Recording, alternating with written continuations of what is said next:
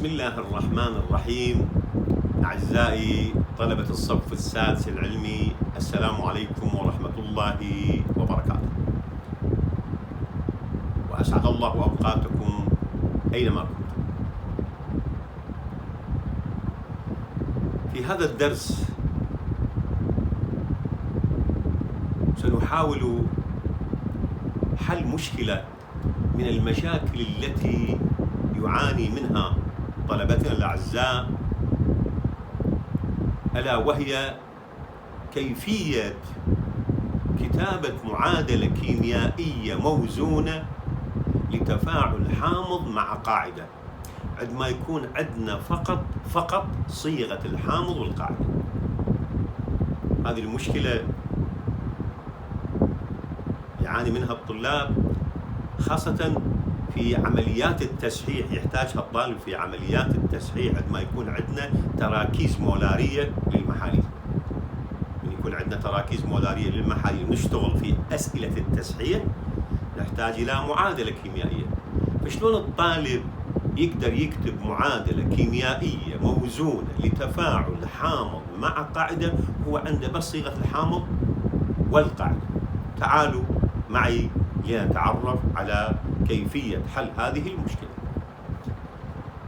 كيفية كتابة معادلة موزونة لتفاعل حامض مع قاعدة.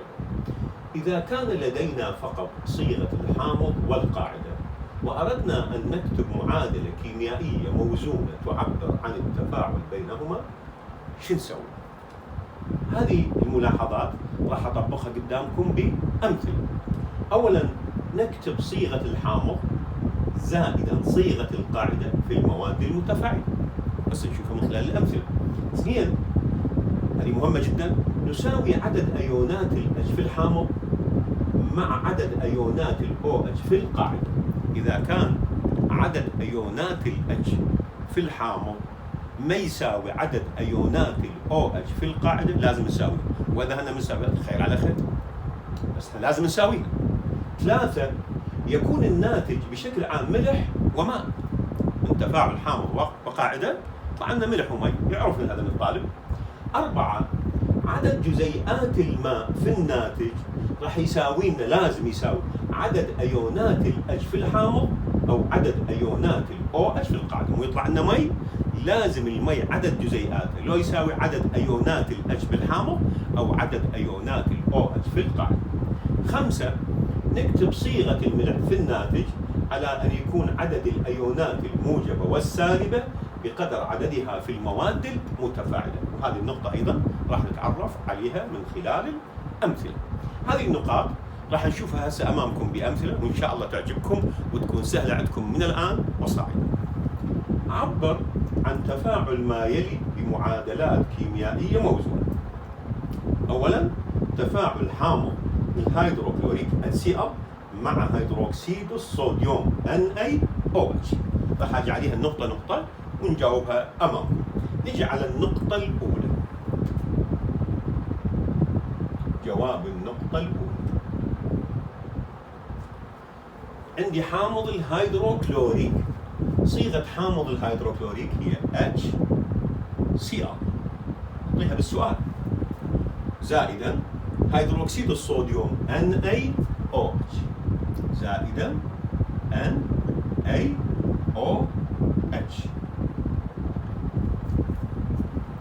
الثاني كتابة حامض زائد قاعدة حسب النقطة الأولى. النقطة الثانية شو تقول؟ نساوي عدد أيونات ال H في الحامض مع عدد أيونات ال OH في القاعدة. هسه ال H بالحامض ايش قد؟ واحدة، وال OH بالقاعدة واحدة، بالساويات. إذا النقطة الثانية انتهت. احنا عندنا عدد أيونات ال H بالحامض يساوي عدد أيونات ال OH بالقاعدة. النقطة الثالثة يقول يكون الناتج بشكل عام ملح ومي. هسه راح يطلع لنا ملح ومي. من يكون عدد ال H وال OH بالساوي راح يطلع لنا ملح ومي. أنت تباوع، هنا عندك H وحدة و OH وحدة. إذا عندي H وحدة و OH وحدة ويتحدن شو يصير وحدة مي، يصير عندي H2O. جاي منين؟ من H و OH. وش قال احنا بالنقطة الثالثة أو العفو الرابعة؟ عدد جزيئات الماء في الناتج يساوي عدد ايونات الاتش الموجب في الحامض او عدد ايونات الOH في القاعده. ايش قد الاتش بالحامض؟ وحده، اذا عدد جزيئات المي وحده. او تجي على الOH عدد ايونات الOH بالقاعده وحده، اذا عندي مي وحده. هي اتش وحده وOH وحده تصير مي وحده. ايش بقى عندك؟ Na وCl. Na وCl شو يصير؟ ملح كلوريد الصوديوم. والملح من تكتبه ابني العزيز وبنتي العزيزه دائما الايون الموجب على اليسار والايون السالب على اليمين. الايون الموجب على اليسار والايون السالب على اليمين. من هو الموجب؟ الOH موجب والكلور سالب. واحنا في كل صيغه نكتبها بشكل عام الايون الموجب على اليسار والايون السالب على اليمين، الا اكو حالات خاصه ذكرتها في وقتها في الاملاح، وقد اذا يصير عندي وقت اذكرها اليوم في هذا الدرس. انتهت المعادله الاولى ومعادله موزونه. نيجي على رقم 2. يريدني افاعل هيدروكسيد البوتاسيوم KOH مع حامض الكبريتيك H2SO4. KOH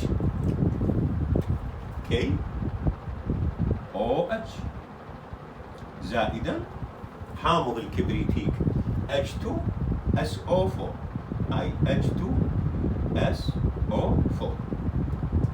كتبت النقطة الأولى صيغة الحامض وصيغة القاعدة. النقطة الثانية لازم نساوي الH والOH بالحامض. عفوا الH بالحامض والOH بالقاعدة. آسف. ايش قد الH بالحامض؟ 2. ايش قد الOH بالقاعدة؟ 1. ما مساويات فلازم شو نسوي؟ لازم نساويهن. شلون نساويهن؟ هسه هاي 2 وهاي 1 لازم اضرب هاي ب2. هسه من ضربت ب2 صار الOH ايش قد؟ 2 والH ايش قد؟ 2 تساوي. خلص خلصت النقطة الثانية. ساوينا عدد ايونات الH بالحامض وايونات الOH بالقاعدة. وهنا يجب ان تنتبه هاي الاثنين مضروبة بكل صيغة، يعني مضروبة بالكي ومضروبة بالOH. يعني هاني عندي هسه 2K و2OH. 2K و2OH وساويتهن راح يطلع لي ملح ومي. ملح ومي. زين ايش قد يطلع لي مي؟ كم جزيئة مي تطلع؟ انت عندك 2OH وعندك 2H يطلع لك 2H2O. شوف عدد جزيئات المي تطلع بقد عدد الOH بالقاعدة أو بقد عدد الH بالحامض. عندك 2H إذا 2 مي، عندك 2OH إذا 2 مي. خلصت؟ نبغى راح نجي نكتب الملح. الملح هو شنو؟ شو بقى؟ بقى البوتاسيوم والSO4. ايش قد عندك من البوتاسيوم؟ مو 2 K2 وSO4 SO4. ملح ومي والمعادلة كاملة وموزونة. ودائما بالملح الايون الموجب على اليسار والايون السالب على اليمين، وبكل صيغة مو بس الملح. واكرر مرة ثانية هذا رقم الموازنة مضروب كل صيغة. يعني صار عندي 2K و2OH. 2K هاي K2 SO4.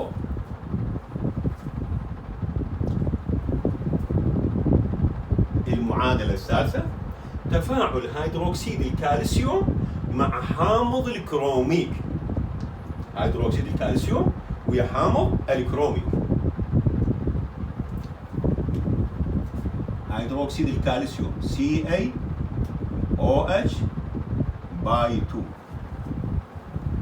زائدا حامض الكروميك H2CrO4.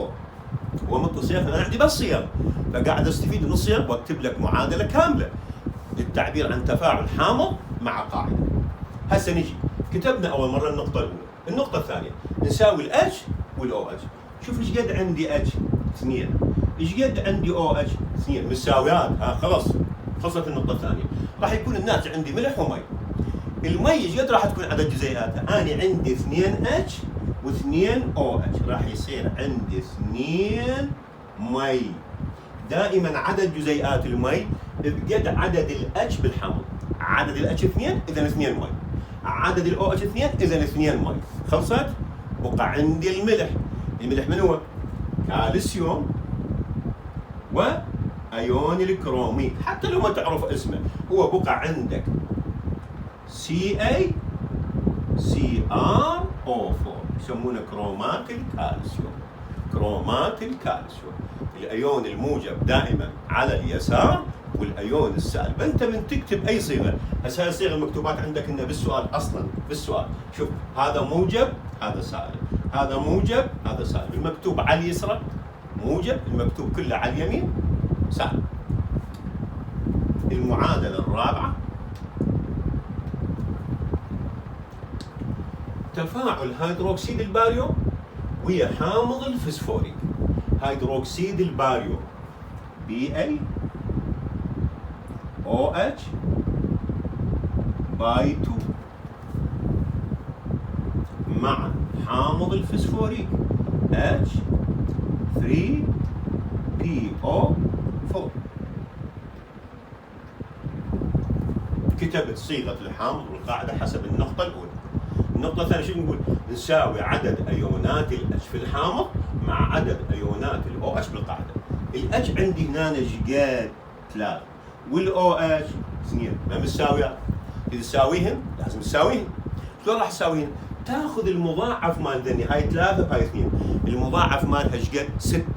مضاعف مال 3 و2 6. شو تسوي بعدين؟ هذا المضاعف تقسمه على عدد كل واحد منهم. 6 على 3 2، 6 على 2 3، يعني اضرب القاعده في 3 واضرب الحامض ب2. اكررها. هسه الاتش كان عندي 3 وهنا او اتش 2 ما متساويات، اريد اساويهن. شو اسوي؟ اخذ المضاعف مالهن. المضاعف مال 3 و2 6، مو يطلع المضاعف؟ هذا المضاعف قسمه على عدد كل واحد منهم، على عدد الاتش وعدد الاو اتش. 6 تقسيم 3 2، 6 تقسيم 2 3. هاي النواتج مال القسمه شو تسوي؟ تسويها ارقام موازنه. قسمنا 6 على 3 مو 2، 2 تسوي رقم موازنه. 6 على 2 3 يصير رقم موازنه. بعد ما تقسم المضاعف على عدد كل واحد منهم على عدد الاتش والاو اتش، الناتج اللي يطلع تسوي رقم موازنه. اكررها مره ثالثه. من يكون ذني ما متساويات راح تساويهن. شلون تساويهن؟ تاخذ المضاعف مالهم. المضاعف مال 3 وال2 يجي قد 6. من يطلع المضاعف تقسمه على عدد الاتش وعدد الاو اتش، حاصل القسمه تسوي رقم موازنه.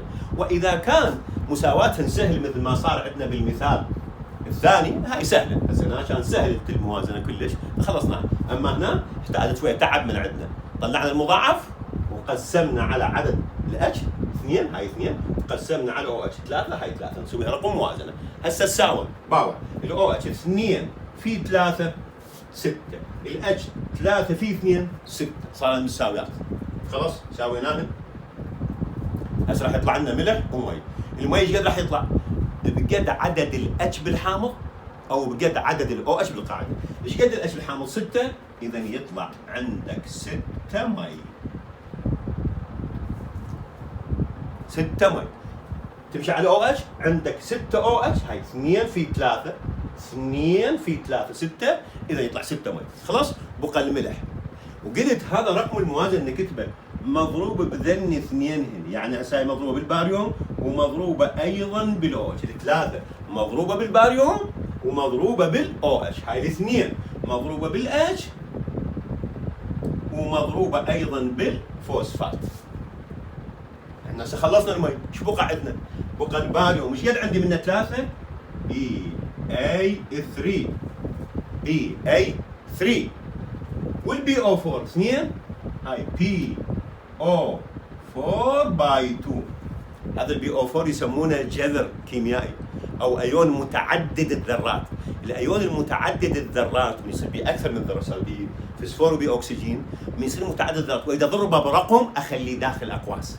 الايون متعدد الذرات مثل الفوسفات او الكبريتات واريد اضربه برقم اخليه داخل اقواس. هو مو البي او 4 مضروب ب2 داخل اقواس باي 2. صار عندي ملح ومي. النقطة الخامسة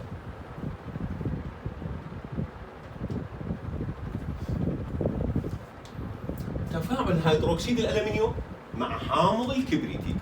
هيدروكسيد الألمنيوم مع حامض الكبريتيك. هيدروكسيد الألمنيوم AlOH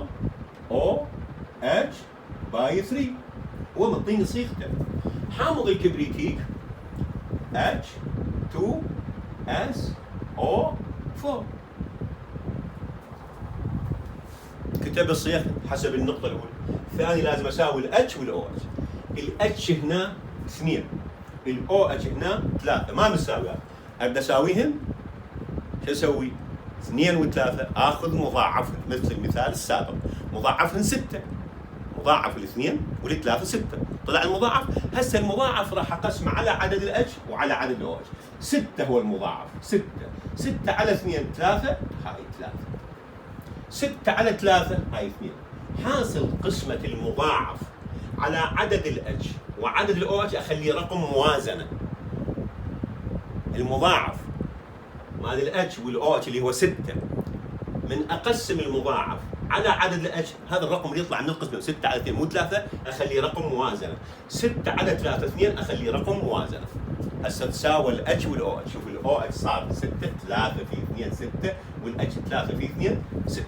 يعني هسه الاتش 6 والاو اتش 6. احنا حيطلع لنا ملح ومي. المي ايش قد راح يكون؟ 6 H2O. خلصنا من 6 H2O قد عدد الاتش او قد عدد الاو اتش. شو بقى عندي؟ بس الملح. وين الملح؟ بالالمنيوم والكبريت. وقلنا رقم الموازنه هذا مضروب بالالمنيوم ومضروب بالاو اتش. هاي الثلاثه مضروبه بالاتش ومضروبه بالاس او 4. يعني انا ايش قد عندي هسه الومنيوم؟ الالومنيوم ايش قد عندي منه؟ 2 اي Al2. والاس او 4 ايش قد عندي منه؟ 3. وهي 3 مضروبه بالهيدروجين وبالكبريتات. وهذا ايون متعدد الذرات، من يضربوه برقم يكتبوه بين قوسين، ويحطون الرقم اللي يضربونه به خارج الاقواس. من يكون عندك ايون متعدد الذرات مثل الكبريتات او الفوسفات وتيجي تضربه برقم خليه داخل اقواس، والرقم ماله هذا خليه خارج الاقواس. رقم 6. رقم 6 تفاعل هيدروكسيد الالومنيوم مع حامض الفسفوريك. هيدروكسيد الالومنيوم مع حامض الفسفوريك AlOH باي 3 وحامض الفسفوريك H3PO4. كتبنا صيغها. هسه راح نجي نساوي حسب النقطة الثانية، نساوي الاتش والاو اتش. الاتش عندنا 3 والاو اتش هم 3 مساويات. هاي رأس المساويات زائد ايش قد المي؟ 3 اتش و3 او اتش، 3 H2O. عدد المي بقد عدد الاتش بالحامض او قد عدد الاو اتش بالقاعدة. ايش بقى عندي؟ بس المدى. عندي Al وBO4. AlBO4 اللي على اليسار في كل الصيغ. اللي على اليسار هو الايون الموجب، اللي على اليمين هو الايون السالب. رقم 7 تفاعل حامض الخليج. هنا شوي عندنا حالة خاصة. حامض الخليج مع هيدروكسيد الصوديوم. حامض الخليج مع هيدروكسيد الصوديوم. حامض الخليج مع هيدروكسيد الصوديوم CH3 COOH. هذا حامض الخليج زائدا هيدروكسيد الصوديوم NaOH. حامض مع قاعدة. كتبنا النقطة الأولى، كتبنا صيغة الحامض وصيغة القاعدة. النقطة الثانية راح نساوي عدد أيونات الاتش في الحامض مع عدد أيونات الأو اتش في القاعدة. ايش قد عندنا أو اتش؟ 1. ايش قد عندنا اتش بالحامض؟ حامض الخليج تعرفونه انتم من الفصل الثالث، حامض أحادي البروتون باتش وحدة. هسه عندي اتش وحدة وأو اتش وحدة مساويات، راح يصير أنا عندي مي H2O وحدة اتش وحدة أو اتش مساويات 1. بقى الايون الموجب والسالب بالملح حتى نسوي ملح. شوف راح نكتب الملح هنا. ايش راح يكون الملح؟ CH3 COONA CH3 COONA. ملح خلات الصوديوم شوف هنا الحالة الشاذة. في كل الأسئلة السابقة قلنا حالة عامة، كل صيغة من تكتبها تكتب الأيون الموجب على اليسار والأيون السالب على اليمين. إلا بهذا المثال شوف صار السالب على اليسار والموجب على اليمين.